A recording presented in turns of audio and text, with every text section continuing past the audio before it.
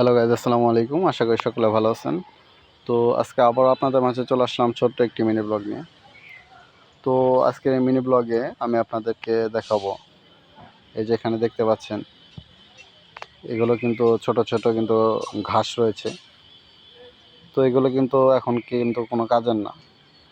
তো এগুলো চাষাবাদ করার একটা কারণ রয়েছে।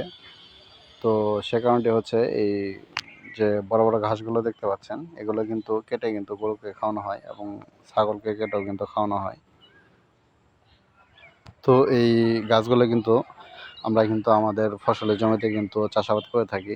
এর কারণ হচ্ছে আমাদের কিন্তু 50-60টার মতো কিন্তু গরু রয়েছে এবং গরুর খামার রয়েছে। তো এগুলো কিন্তু অস্ট্রেলিয়ান গরু।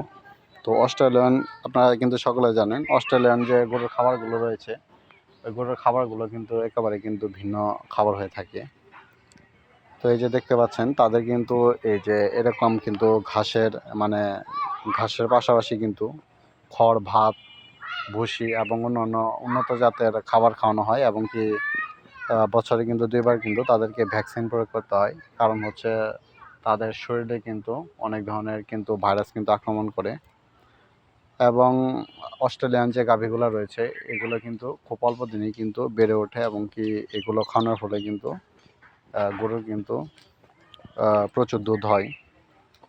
তো এই যে দেখতে পাচ্ছেন, এগুলো কিন্তু আমাদের প্রায় 4 একর জমির ওপর কিন্তু এই ঘাসগুলো আমরা চাষাবাদ করেছি শুধুমাত্র গরুকে খাওয়ানোর জন্য।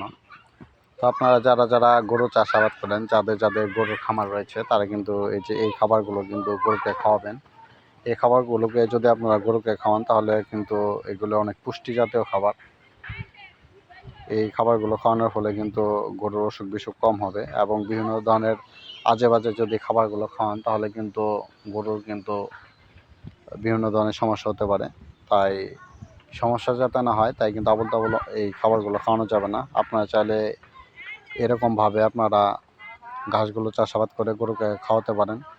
তো বন্ধুরা, আজকের এই মিনি ব্লগটির মতো সকলে ভালো থাকবেন। আসসালামু আলাইকুম।